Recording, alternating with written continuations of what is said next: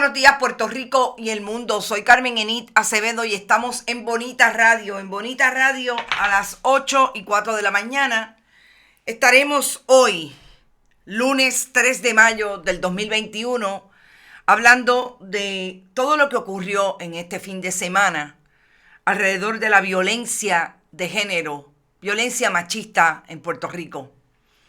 No solamente vamos a hablar del caso que ocupó quizás más atención pública, que tiene que ver con el asesinato de Keishla Marlene Rodríguez Ortiz y el acusado como agresor, el púgil, boxeador puertorriqueño de Caimito, Félix Verdejo Sánchez. Vamos a hablar de la certificación de la pena de muerte en el caso que tiene Verdejo desde anoche ante sí, después de que un magistrado a las 3:21 de la tarde de ayer encontrara causa para emitir la denuncia después de que un agente del negociado federal de investigaciones FBI les relatara lo que les relató a él y a las autoridades federales un o una testigo que compartió, que participó del asesinato de Keishla. Vamos a hablar de lo que está pasando en materia de COVID, el repunte de COVID y los números que aparentemente, las estadísticas de contagio que aparentemente comienzan a bajar después que tuviéramos el peor mes de pandemia en el mes de abril. Vamos a hacer un análisis breve de los números que nos enviara la distinguida demógrafa y colaboradora de este programa y de esta estación, Judith Rodríguez Figueroa. Vamos a hablar de la muerte de Romero Barceló, Carlos Romero Barceló, ex comisionado residente, ex gobernador de Puerto Rico.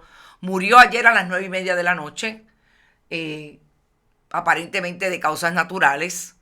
Y vamos a hablar del contexto de la vida política de Carlos Romero Barceló, porque creo que es importante señalar algunos de los temas puntuales y de lo que se ha vertido, sobre todo los internautas de Bonita, en las redes, sobre el legado político de Carlos Romero Barceló. Pero antes, como siempre, compartan.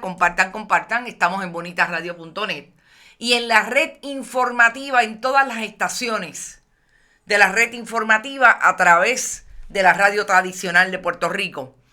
Vayan a bonitasradio.net, si les parece, allí pueden donar a través de PayPal y tarjetas de crédito.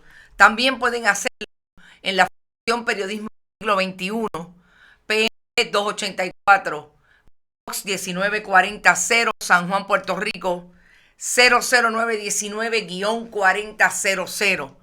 También pueden hacerlo a través de su ATH móvil en la Fundación Periodismo 21. Allí estamos también.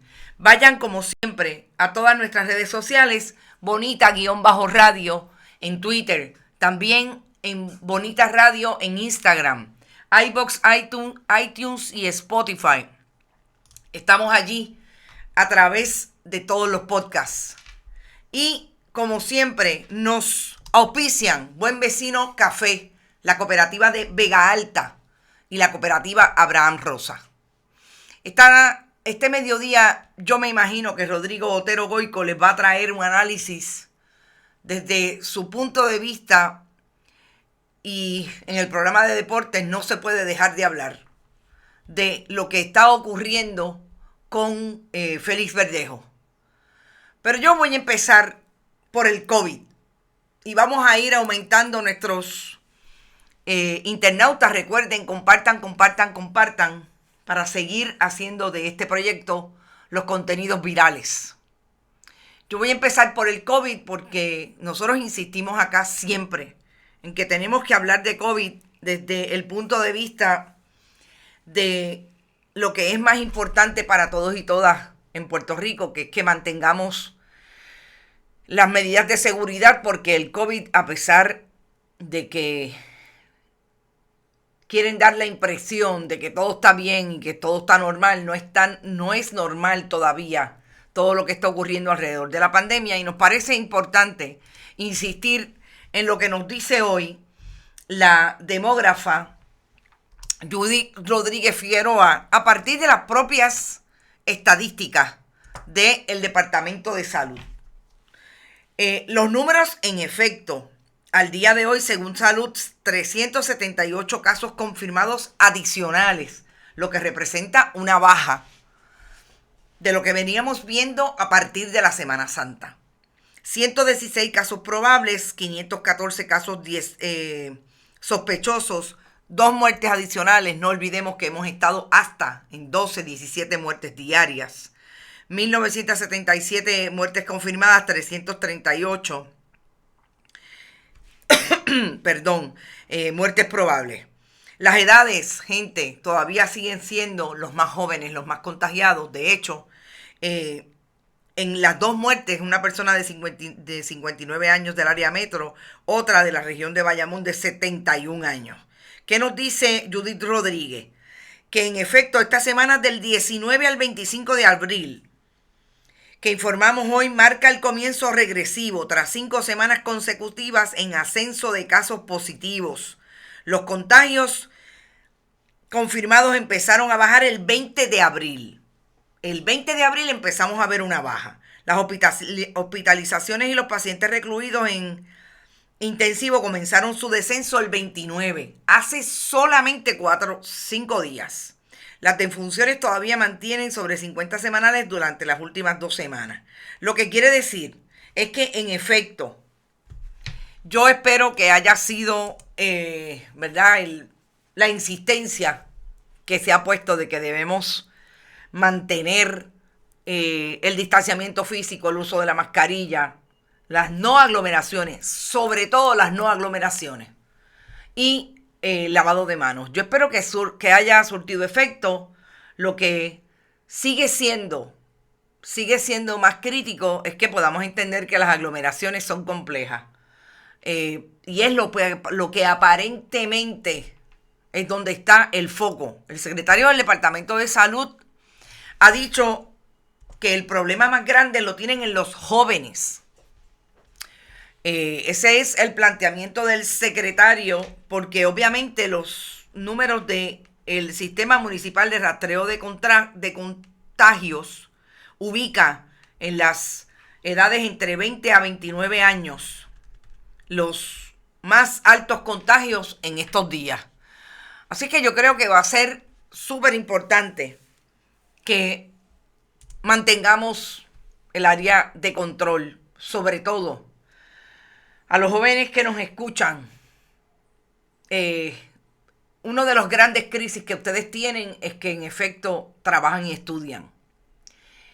Y yo digo más que el estudiar, porque aparentemente casi todas las universidades están en la educación virtual.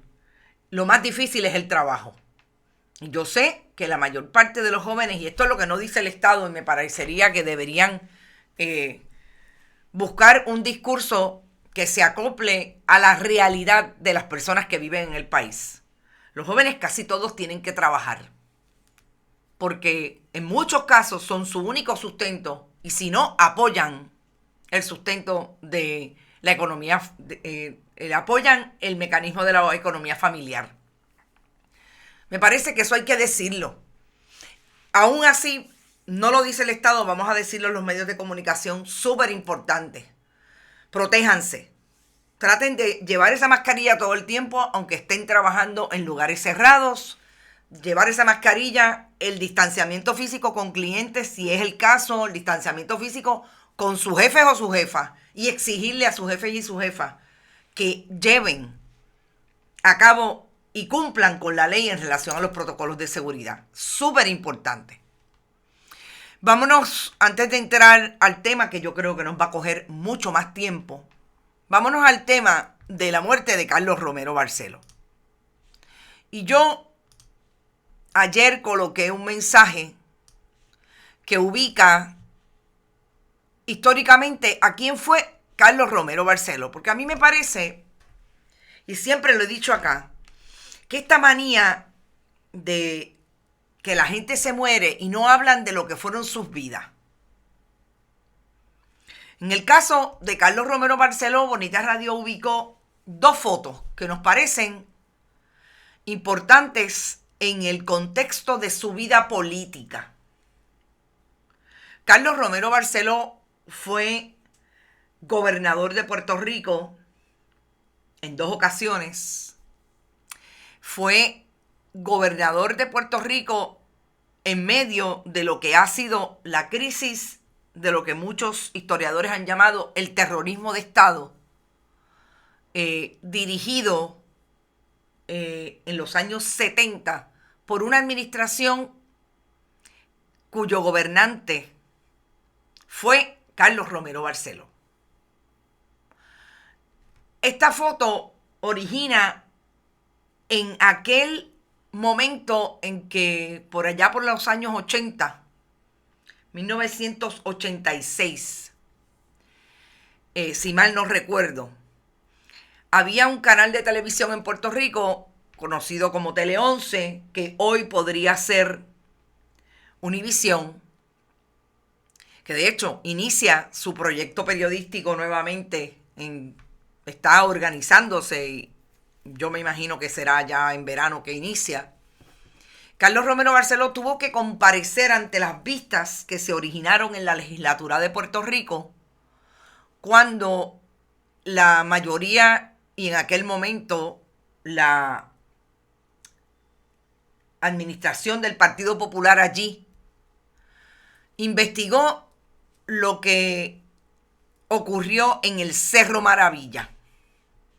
Y Carlos Romero Barceló tuvo que comparecer a negar 2 asuntos puntuales. Y eso fue lo que hizo Carlos Romero Barceló en el medio de aquella investigación que quería establecer qué pasó realmente cuando resultaron muertos Arnaldo Darío Rosado y Carlos Soto Arribí, 2 independentistas universitarios que fueron llevados hasta el Cerro Maravilla en Villalba por el agente encubierto Alejandro González Malavé. Negó que hubiera llamado héroes y catalogado como héroes a los policías que fueron al Cerro Maravilla y emboscaron y asesinaron arrodillados a los 2 jóvenes independentistas.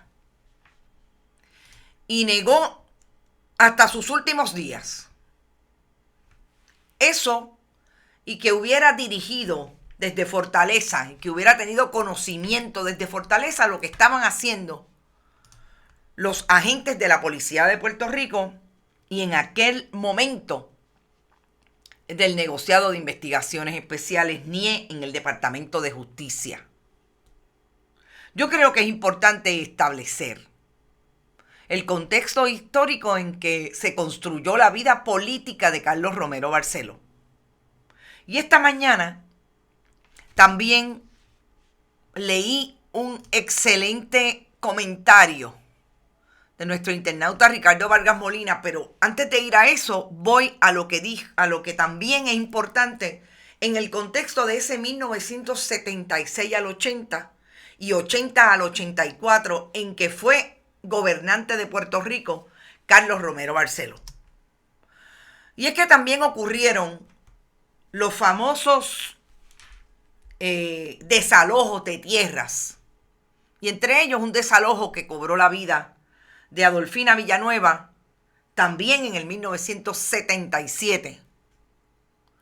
Adolfina Villanueva, una mujer, madre de 5 hijos, que tenía una residencia en lo que el Estado entendía era una invasión de terreno.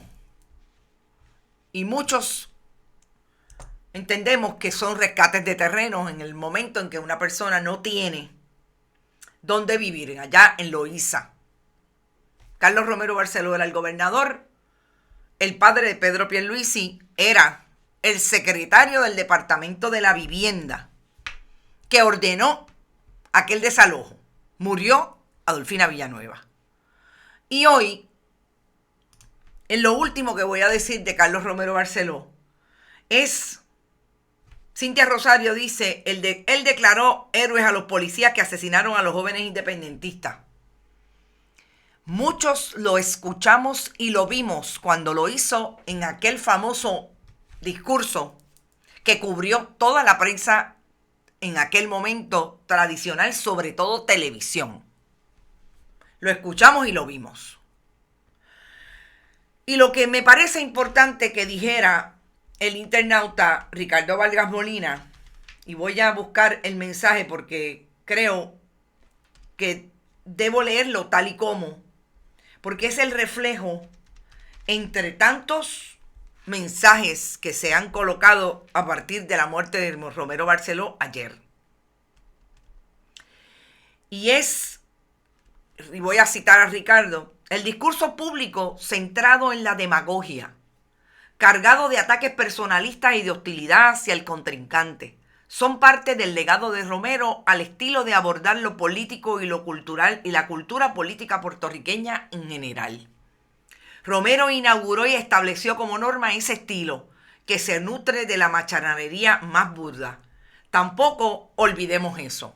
Lo suscribo totalmente, me parece que es en este momento en que los medios de comunicación tenemos que abordar el tema de Carlos Romero Barceló y su muerte por ser un político activo, por ser un político histórico en el escenario puertorriqueño. Me parece que hay que decir y contextualizar quién fue Carlos Romero Barceló, y ahí están los comentarios de quienes entienden el legado de Romero Barceló a través de toda su vida política. También tiene que ver con lo que este fin de semana atendimos como un escenario de muerte y violencia, en este caso contra las mujeres. Y es la macharranería. Y es la posición desde el Estado patriarcal de que las mujeres le pertenecemos a los hombres. De que las mujeres tenemos que hacer lo que los hombres digan. Y en eso vamos al contexto y vamos a hacer el análisis de lo que entendemos es importante traer con relación no solamente a la muerte de Keishla Marlene Rodríguez Ortiz, sino también el caso de Astrid, otra joven que fue asesinada por su ex compañero, después de que ella por lo menos insistiera en 2 ocasiones ir a los tribunales en pedido de una orden de protección y de acusarlo por las agresiones a las que lo sometió y los acosos a que la sometió. Estamos hablando de la violencia institucionalizada. A partir de 2 casos que nos parece que tenemos que hablar en conjunto, y en ese sentido, como siempre hacemos acá, es el análisis cruzado hasta llegarnos a la certificación de pena de muerte que la Fiscalía Federal ha dicho que en el caso de ellos, desde la Fiscalía Federal, certifican como un caso probable de pena de muerte, y es en el contexto de la acusación de Félix Verdejo. Desde el pasado jueves en la tarde, quien primero señaló y denunció que Ashley es otra víctima de la violencia machista en las manos de Jensen Cardona Medina. Keishla, y voy a utilizar esta foto porque quizás es la foto más sublime que vi de esta joven en este fin de semana. Desde el pasado viernes, su hermana Bereliz, pasó a las redes sociales la alerta de que Keishla estaba desaparecida. Y bien, el principio de todo, de esta denuncia, esta joven dijo que la última vez que vieron a Keishla fue salir de su residencia muy temprano en la mañana, el jueves 29. Y son importantes las fechas. El jueves 29 saldría por la mañana hacia su trabajo y desde ese momento no la habían encontrado y esta joven llamó la atención de que tampoco le contestaba las llamadas. En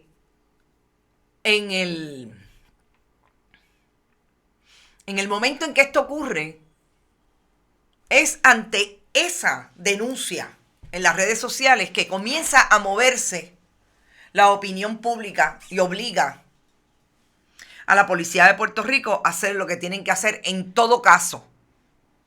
No únicamente cuando media un personaje que medió siempre en la voz de la familia de Keishla, porque la información que tanto su hermana como su madre tenían era que esta joven iba a verse con el que entendíamos en ese momento, o se entendía desde ellos en ese momento, que era una persona con quien compartía hace una década. Y ella iba a mostrarle el positivo de una prueba de embarazo. Ahí comienza una búsqueda de la policía de Puerto Rico que se hace pública. Y quiero ir poco a poco a establecer lo que también ha sido una crítica y ha sido un planteamiento de lo seguido, más que lo seguido, lo que se puede provocar en medio de una cobertura como esta, cuando tenemos medios que son básicamente instantáneos, como lo puede ser los live de Facebook, etc. Es desde ese momento en que el asunto, que es últimamente una noticia recurrente en el escenario noticioso puertorriqueño, se torna en una imagen, una joven desaparecida en el contexto de lo que podría ser una violencia de género, y se involucra porque hay una suspicacia familiar del peligro que esta joven podría haber corrido cuando iba a verse con Félix Verdejo, porque supuestamente estaba embarazada. Sonia Rueda dice: el fundamentalismo mata. Gracias, Sonia, por tu comentario. Totalmente de acuerdo contigo. Ahí empieza la carrera.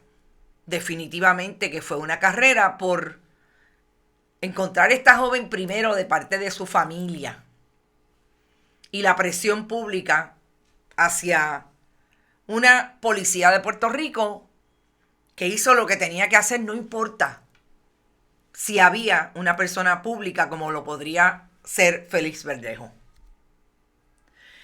En este momento, en efecto, se activaron todas las búsquedas de información de parte de los diferentes dispositivos mediáticos, prensa tradicional, y toda esa búsqueda de información que hacen otros frentes que no necesariamente son mediáticos. Ahí estaba. Dice Mariel Rodríguez Caloca: si la mujer está vinculada, si la esposa, perdón. Honestamente, yo puedo decir en este momento que yo no sé quién es el testigo, porque no lo sé, si es un hombre o una mujer.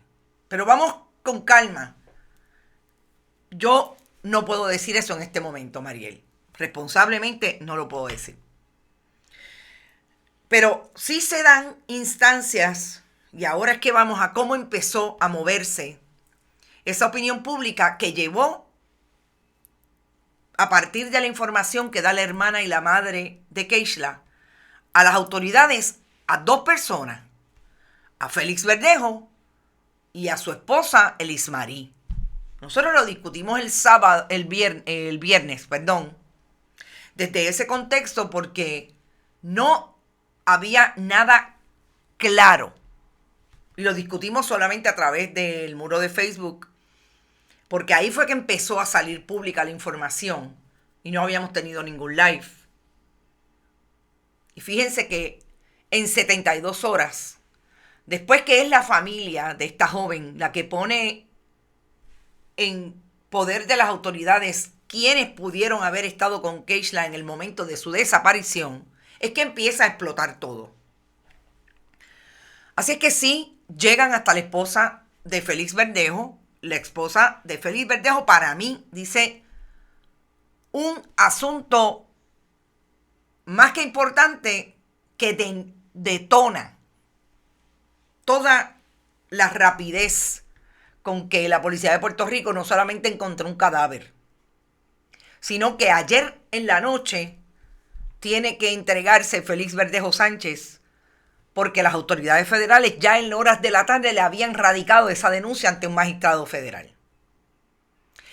Y es los mensajes de texto entre Félix Verdejo y Keishla. El conocimiento, hasta dónde llega el conocimiento de la esposa de Félix Verdejo, no lo sabemos. Pero tengo la suspicacia de establecer que esa información no solamente llevó a las autoridades a buscar los celulares, que pueden inmediatamente obtener información. Ya está integrado ahí las autoridades federales. Si es la esposa de Félix Verdejo la persona que lo ayudó, tal y como establece la denuncia, volvemos, al día de hoy no lo sabemos. Pero lo que detonó la rapidez con que las autoridades llegaron a establecer que Félix Verdejo había visto a la joven, o por lo menos se había comunicado con la joven, el jueves 29 cuando desapareció, eso es súper importante. Y de ahí el efecto dominó de todas las informaciones. Inmediatamente hay un testigo que le dice a las autoridades dónde está el cadáver. Y nos enteramos, el cadáver lo encuentran el sábado en la mañana, y nos enteramos. Inmediatamente cuando las autoridades identifican, o por lo menos se trae la información de que es Keishla. Ayer en la denuncia establece claramente de que la persona que dio la información de dónde estaba el cadáver es la misma persona que ayudó a Félix Verdejo a cometer los hechos hasta donde dice la denuncia. Y es importante establecer lo siguiente en términos de procedimiento. ¿Por qué es una denuncia? Porque en la jurisdicción de Estados Unidos, ese caso iría a un gran jurado.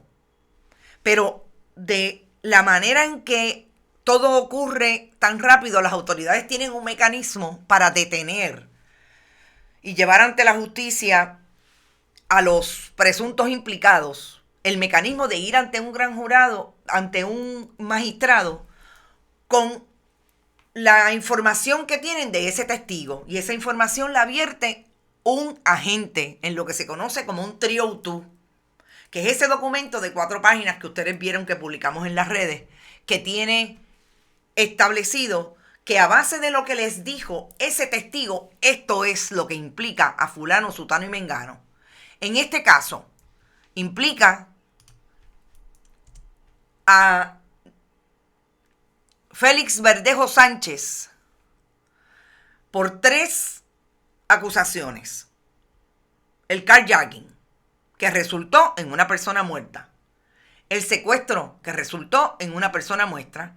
Y lo que las autoridades llaman la muerte de una persona por nacer, un nonato. Interesante. Así lo llaman en la denuncia, y estamos citando la denuncia. Pero ¿qué es lo más quizás además de la forma, además de cómo relata el testigo o la testigo que ocurrió este hecho. Es que Félix Verdejo habría localizado a esta persona con la que cometió supuestamente los hechos el 27 de abril. El 27 de abril, martes 27 de abril, para que lo acompañara a terminar con el embarazo de esta joven. Es decir, según el testigo, la conspiración habría iniciado el 27 de abril. Interesante que la esposa de Félix Verdejo dice que ella sabía de la relación que mantenía Félix Verdejo con Keishla y que le había encontrado los mensajes de texto. Todo esto quiero traerlo en el contexto del análisis de esa prueba que está ahí y que hoy la tenemos en documentos. Hoy no fue que nadie nos dijo, no, es que hay un documento del tribunal con el cual un magistrado determinó darle la orden de arresto a los federales. Que el testigo dice que esta conspiración se inició el 27 y que todo tiende a indicar que lo que Félix Verdejo quería hacer era eliminar la posibilidad de que esta joven tuviera ese hijo. De ahí que la llamaron, la citó Félix Verdejo a un lugar cerca de su residencia. Esta joven vive allí en el residencial Villa Esperanza, en la falda del sector Caimito, donde reside Félix Verdejo, que el detalle más que también provoca que las autoridades lleguen más rápido a la conclusión de todo esto. Fíjense que estamos hablando de policía estatal y autoridades federales que tienen a un testigo que le está dando información. Lo que pasa ahí en términos de comunicación no lo sabemos. Yo no quiero especular si hay uno que tiene más información que el otro. A mí me parece que el testigo con quien único quiso hablar fue con las autoridades federales. Ahí está. Vamos a hablar un poco de la teoría que tienen mucha gente de que supuestamente esa persona tendrá inmunidad. Eso no es así, ni es así de fácil como la certificación de la pena de muerte. Tampoco porque lo digan mañana va a pasar el juicio y viene un jurado. No, eso tampoco es así. Y finalmente, en efecto, según la denuncia, la joven llega al carro, a la guagua, camioneta Dodge de Félix Verdejo, y allí él la noquea de un puño en el rostro, le inyecta lo que aparentemente es una sustancia controlada que compran en el residencial Luis Lloren Torres, y de ahí la atan de manos y pies, la llevan hacia el puente Teodoro Moscoso. No me queda claro de la denuncia a qué altura del puente Teodoro Moscoso. Lo sabremos cuando ese caso vaya a gran jurado y haya un poco más de información ante ese gran jurado que pueda establecer, o el mismo descubrimiento de prueba. Y la lanzan, supuestamente Félix Verdejo utiliza una pistola y la dispara contra el cuerpo que han lanzado. Ese cuerpo supuestamente también tenía atado un bloque de cemento. Y ya sabemos en las condiciones en que se encontró el cuerpo. Las autoridades del Instituto de Ciencias Forenses identificaron que es el cadáver de Keishla a través de placas dentales que tuvo que llevar la familia, pero al día de hoy lo que me parece también más importante es que sepamos cuáles son las causas de la muerte, porque tenemos ya una historia de un testigo presencial y participante. Hay que ver, en efecto, ese disparo llegó, impactó al cuerpo. la utilización de la sustancia controlada, que no sabemos qué es. Todos esos son elementos súper importantes a la hora de una investigación. No sería extraño que así fuera. Parece que en un momento iban a la iglesia. Wow. Los cuerpos que no tienen vida hablan. La patología o necropsia te dice la causa de la muerte. Exactamente, Carmen Mercado. Y a mí me parece que todo eso, desde el punto de vista de lo que estamos barajando hoy, que es la terrible escena de este asesinato, es súper importante en su momento. Irmita Vivaldi dice: un crimen demasiado planificado. Esa conspiración de poco más de 48 horas es lo que nosotros vamos a estar viendo según vaya ese caso al gran jurado y tengamos una acusación formal del gran jurado. Ahora bien, alrededor de todo esto también se da lo que el pasado viernes fue importante para muchos y muchas en términos de traer la figura de Félix Verdejo y que las autoridades lo llamaran a entrevista. Independientemente, y esto lo digo en mi calidad de, además de tratar de informarlo, en mi carácter de periodista y mi carácter personal y político, que no deja de serlo. Independientemente de que usted crea que fulano hizo aquello, fulano tiene derecho. Yo sé que es bien doloroso, es bien terrible establecer que tiene derechos, pero sí los tiene. Si Félix Verdejo tenía derechos y los tiene todavía, tenía que ejercitarlos el viernes, el sábado o el domingo. Las autoridades lo llamaron, ejerció su derecho, si fue que lo hizo, a no autoincriminarse. Finalmente, a pesar de que fue allí con sus dos abogados, Jorge Colina y Elí López Montes, ambos ex fiscales del Departamento de Justicia, ejerció su derecho. Las autoridades siguieron su investigación y ya vimos cómo fue detenido, acusado a base de esa denuncia, y ahora tiene que seguir el proceso, pero en este proceso también tiene derechos. Lo digo en el contexto de nosotros establecer líneas como las que yo leí. Pero el que no tiene hecha no tiene sospecha, ¿por qué no habla? No, mire, no es lo mismo que a usted lo llame su mamá y le diga, dime la verdad, a que sean las autoridades quien te llame y te diga, ese dime la verdad. No es lo mismo. Es un derecho que tenemos todos y todas, y así como lo tiene o lo tuvo Félix Verdejo el pasado viernes, lo tenemos todos en el momento en que las autoridades nos llamen por lo que sea. Si con guantes te hinchan un ojo, imagínate sin guantes. El asunto del puño a mí me tocó, de verdad que... Porque es la imagen del boxeador.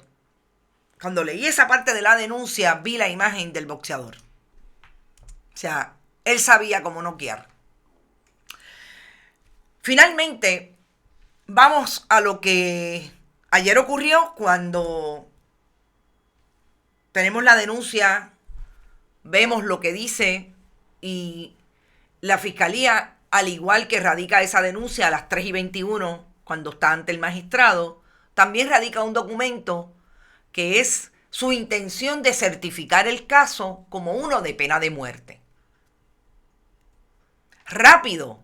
Me llamó la atención lo rápido que la fiscalía de Stephen Muldrow, radicó esa intención.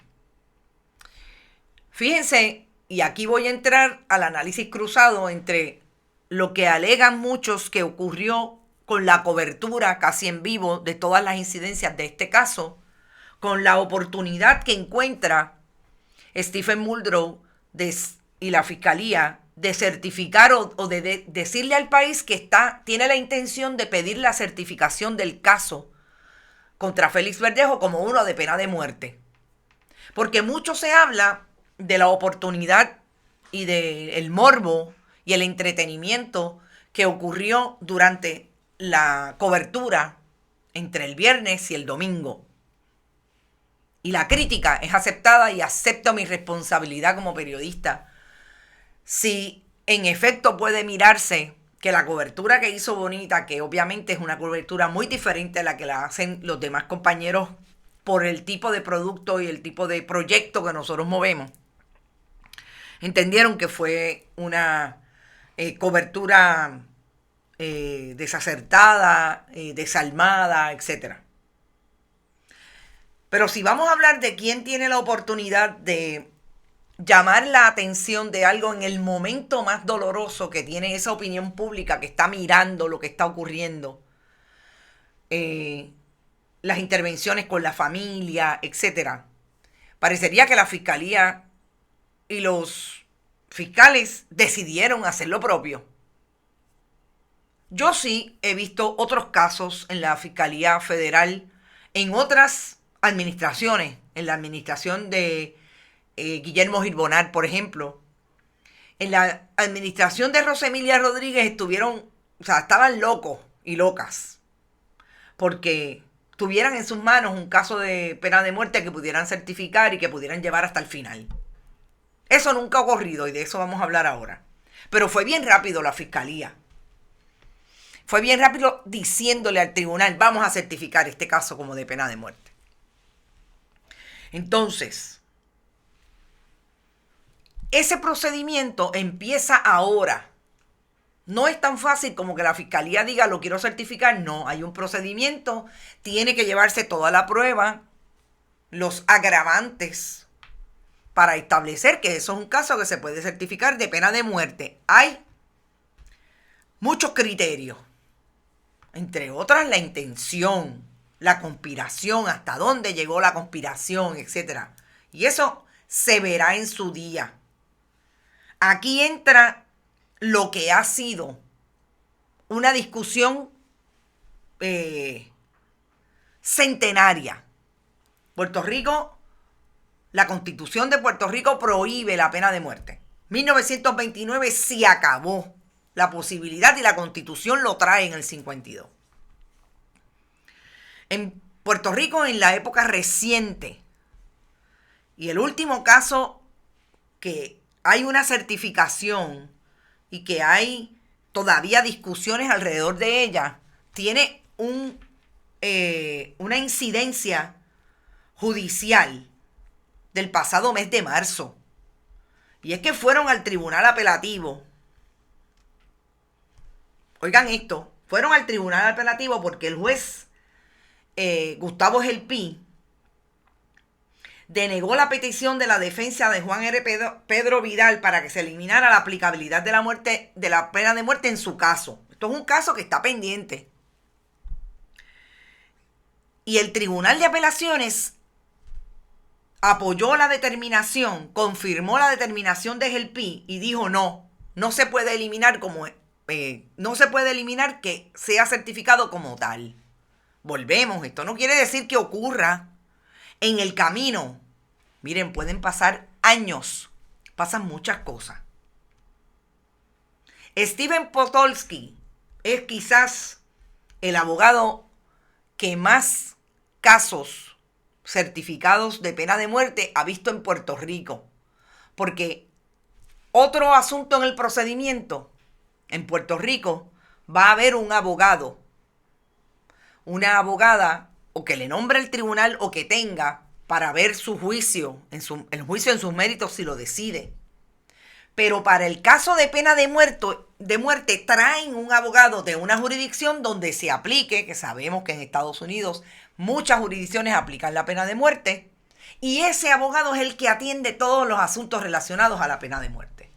Y Steven Podolsky, un excelente abogado, lo ve y lo ha visto en Puerto Rico, y en los últimos casos, yo creo que de los 7 casos, por lo menos 3, Podolsky ha estado asignado por el tribunal. Eso empieza ahora. Y aquí está la discusión, como decía hace un rato, centenaria entre las personas que en medio del calor, del dolor legítimo que produce ver las imágenes, saber de qué forma esta joven fue asesinada, alegan que la pena de muerte es un disuasivo. No lo ha sido y la historia está ahí. No solamente en Estados Unidos, en el mundo entero. No es un disuasivo y conocemos de cientos de casos, por no decir miles, de personas que han sido acusadas, que han certificado como casos de pena de muerte y en algún momento se ha visto la posibilidad de que hayan sido acusados injustamente. Ni hablar del asunto del racismo en Estados Unidos, ni hablar de hecho, de eso. Y entonces, en el contexto de Félix Verdejo y lo que ocurre en el caso de Keishla, yo creo que todos esos extremos son importantes analizarlo. La posición de muchos y muchas es en contra de la pena de muerte. Yo sostengo que no es un disuasivo y me parece que la historia está ahí, reciente y más antigua, con relación a aplicarla para entender que es lo que hay que hacer, que el Estado tenga el poder de matar a una persona porque mató a otra. Dice Ruby Rossum, él merece sufrimiento. Es el sentir es legítimo, el sentir es fuerte, es duro. Lo que nosotros atendimos este fin de semana fueron imágenes increíbles y quizás aquí me deba detener para entrar en lo que también fue una crítica e importante de todo el proceso del manejo de este caso. Y muy a propósito, no voy a hablar en este momento del caso de Astrid, porque el caso de Astrid, asesinada por un guardián de seguridad con quien mantuvo una relación por 8 meses, tiene unos extremos diferentes que los quiero también traer en profundidad y no me va a dar tiempo en esta hora. Lo que ha sido la crítica de la cobertura, ustedes saben y lo he dicho, yo asumo responsabilidad por lo que podamos hacer y sobre todo acepto las críticas y me parece que es importante hacer la reflexión de lo que hacemos y cómo lo hacemos, qué información traemos, cómo la traemos, etc. Pero hay una cosa que es bien importante establecer en el contexto de esta cobertura. Los medios de comunicación que se postulan hoy, los medios de comunicación que se manejan y por los que ustedes tienen información casi de inmediato, son medios hasta cierto punto del reality. Porque aquí estamos manejando una información y una conversación, pero si ocurre algo aquí en este momento, ustedes lo van a ver. Lo que hicieron los periodistas con las distancias de aquellos que entiendo o que la gente puede criticar por los acercamientos que le hicieron, por preguntas, fue seguir la noticia que estaba generando un caso. Y eso es legítimo. Lo que no es legítimo fue lo que dijo Pedro Rosanales cuando terminó de hacer una introducción al reportaje sobre el asesinato de Keishla. Y dijo que era lamentable lo que estaba viviendo Félix Verdejo y en el caso de hostigamiento sexual de Alomar. Eso es lo que no es legítimo. Porque, como diría la amiga Laura Candela y Laurita Moscoso, una joven periodista, hija de la compañera Laura Candela, tenemos que educarnos sobre el asunto para no hacer esas barrabasadas que hizo Pedro Rosanales. Pero los que estaban detrás de la noticia, los que en efecto trajeron información casi en tiempo real, estaban siguiendo unos formatos que en efecto tenemos que revisar cómo lo hacemos para no invadir y causar más dolor, para no convertirnos en entretenimiento. Estoy de acuerdo, pero hay una reflexión que hay que hacer con unos balances propios. Y no quiero decir con eso que estemos justificando lo que está mal. La primera que siempre ha sido crítica del trabajo que hacemos los periodistas soy yo, y me hago el análisis todo el tiempo. Y a veces se me puede ir una, y se me pueden ir varias. Que en ese sentido quisiera que lo pudiéramos hablar, y yo estoy segura que el miércoles lo vamos a hablar más en profundidad con Brenda Reyes Tomasini, porque creo que es el contexto que también tenemos que proponer de la crítica que se le puede hacer en determinado momento a los colegas periodistas que están haciendo un trabajo que, entre otras, la manera en que se cubre lo impone otro. Y ya sabemos dónde estamos cada uno en el momento en que se nos aprieta y se nos dice, si no lo haces de esta manera te vas. Todo eso hay que entrarlo en la ecuación. Y volvemos, no estoy justificando actitudes y barbaridades como las que plantea Pedro Rosanales en esa alocución que hizo. No creo que en la pena de muerte, ese es para los pobres y los negros, para mí que se pudren en la cárcel. Los ricos, bueno, fue de Telemundo, pero no sé cuál periodista. Qué caro le va a salir el no querer asumir responsabilidad por pagar pensión. Dice Willow, saludos Willow. Yo sigo muy afectada por ese asunto, es algo de película, pero de personas sin sentido común, dice Frances Segarra. Resultó una imitación de Diamante, dice José Pepe. Tengo una sospecha de que la cobertura que los medios decían que iban a enfatizar los actos del 1 de mayo por el pueblo obrero, sin embargo, el cambio a lo otro convino a los que no apoyan los movimientos obreros. Esto último quedó totalmente relegado. ¿Quién fue el que o la que dijo que era bonito ver tanta gente en el puente cuando la policía sacaba el cadáver? Cintia, no sé. Pero yo te puedo decir, te voy a hacer quizás abogada del diablo. Es definitivamente un comentario indebido. Pero la intención, yo estoy segura que fue decir lo que quizás debió haber dicho sin decir bonito.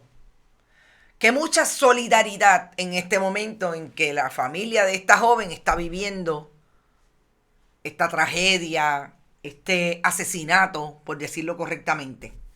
Entonces ahí es que yo me pongo también en el zapato del otro y la otra. En el momento en que uno está haciendo esto, créanme, se nos pueden ir cosas, o sea, sí que tenemos que reflexionarlas, que tenemos que educarnos, estoy de acuerdo. Pero ahí es que les digo que a veces es duro y no estamos del todo ausentes y exentos. De hecho, no estamos exentos de cometer errores, pero de la mano de esos errores tenemos que aprender y tenemos que educarnos con relación al tema. Y yo creo que eso es bien importante. Ya me tengo que ir, son las 8:58. Recuerden que estamos también en la red informativa. Nuestros contenidos están todos a través de todas las redes sociales, entre ellas Instagram, Bonita Radio. También están en Bonita-Radio, a través de podcasts, iTunes, Spotify y iVoox. Todos los programas están ahí. Nosotros no nos vamos a detener en hacer análisis sobre este tema que estuvo por lo menos todo el fin de semana, como dijeron ustedes, bombardeando imágenes dolorosas, temas que son importantes traer y discutir, como es la perspectiva de género, la educación con perspectiva de género, ¿Y por qué en el contexto de los asesinatos? Porque al igual que los periodistas y las periodistas nos tenemos que educar con relación a este tema para no hacer lo que más tarde podría ser una barbaridad, un mal comentario, una irresponsabilidad incluso. Si no nos educamos con relación a la perspectiva de género, si no lo ponemos en las mentes de los más chiquitos hasta que sean más grandes, se van a seguir creyendo que el patriarcado y que ese elemento de posesión les da la autoridad para disponer de los cuerpos de las mujeres. Así que nos vamos a quedar con ese tema en ciernes. Esta tarde volvemos a hablar, pero sobre todo del caso de Astrid, porque ahí hay otras implicaciones. Y es hasta dónde llega el Poder Judicial. La investigación que la jueza presidenta Maite Oronoz Rodríguez acaba de pedir a un panel de jueces y juezas con relación a lo que ocurrió en ese caso, que fue en 2 instancias a los tribunales, y ninguna de las 2 juezas quisieron atender los reclamos de esa víctima. Hoy, Astrid, de 35 años, murió a manos de su agresor, asesinada a manos del agresor con quien tenía una relación, quería terminarla y a quien le pidió al Poder Judicial que interviniera y salvara su vida. Ahí está. Vamos a hablar de eso hoy a las 5 de la tarde. No se olviden que estamos en bonitasradio.net. Allí ustedes pueden donar a través de PayPal y tarjetas de crédito. También lo pueden hacer en la Fundación Periodismo 21 en su ATH móvil. Fundación Periodismo Siglo XXI recibe cheques o giros postales a través de esta dirección: PMB 284, PO Box 19400, San Juan, Puerto Rico 00919-4000. Y gracias, como siempre, a todos nuestros auspiciadores que hoy se constituyen en la cooperativa de Vega Alta, la cooperativa Abraham Rosa y Buen Vecino Café. Éxito, y nos vemos a las 5 de la tarde. ¿En qué palo? En Noticias. Hasta ahorita.